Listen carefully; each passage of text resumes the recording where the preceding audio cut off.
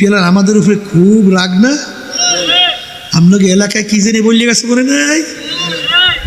এই সবনে পিসা বন্ড অমুক মনে বসে আরো কত কিছু বলবে নাকি?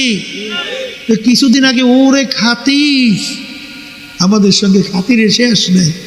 দেয় না বিএনপি মহাসচিব ভাইস চেয়ারম্যান সব আমাদের অফিসে গেছিল, দেখছিলেন না? ওরে খাতির। আর এখন পায় না জানি দৌড়িয়ে চাবাইয়ে খায়। আবার দেন না ওই ঢাকার মধ্যে আমাদের বিরুদ্ধে স্লোগান দেয়, এই মিথ্যে বলে নেশা খায়, পিসাব সর্বনাই। এই স্লোগানগুলো শোনেন কিছু?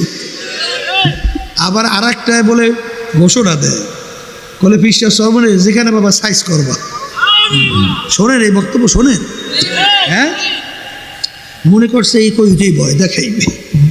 এই হায়াতের মালিক সেটা দুনিয়াতে পাঠাইছে কে? আল্লাহ যে কদিন দুনিয়াতে রাখবে কেউ শেষ করতে পারবে? আর যখন ডাক দেবে কেউ রাখতে পারবে? ওই ভয়টাই দেখাই লাভ নাই। বলবো না তোমাদের বিরুদ্ধে চাঁদা ছাড়িয়ে দাও, চাঁদা ছাড়িয়ে দাও, কোনো কথা বলবো না। এই মিথ্যা কেস ছাড়িয়ে দাও, মিথ্যা কেস দেওয়া ছাড়ো, কথা ঠিক কিনা? এরপর আমাদের দেশ যারা অশান্তি করতে চায় তাদের সুরে তোমাদের সুর কেন? দালালি ছাড়ো,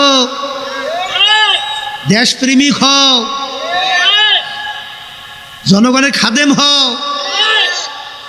আমার আব্বাজান রহমাতুল্লাহি আলাইহি বলতেন যে তোমরা যদি ইসলামী নীতি আদর্শ বাস্তবায়ন করো, আমি তোমাদের গোলাম হইয়া তোমাদের সহযোগিতা করব। কি মনে আছে? এই পুরান মুজাহিদের মনে আছে? ইসলামী আন্দোলন চরমোনাই কিন্তু ক্ষমতার পাগল না, আল্লাহর রহমত আপনাদের দোয়ায়। ক্ষমতার পাগল না, সম্পদের পাগল না, সম্মানেরও পাগল না। এই পথ বড় কাঁটাযুক্ত, এই পথের ভিতরে চললে গালি শোনা লাগে, জানের হুমকি আছে। বিভিন্ন কেস কামারি, বিপদের কোনো শেষ নাই। কিন্তু কেন করি মালিক যখন জিজ্ঞাসা করবে, রেজাউল করিম আমার জমিনের মধ্যে আমার দিন বাস্তবায়নের জন্য তুমি কি চেষ্টা করছিলা?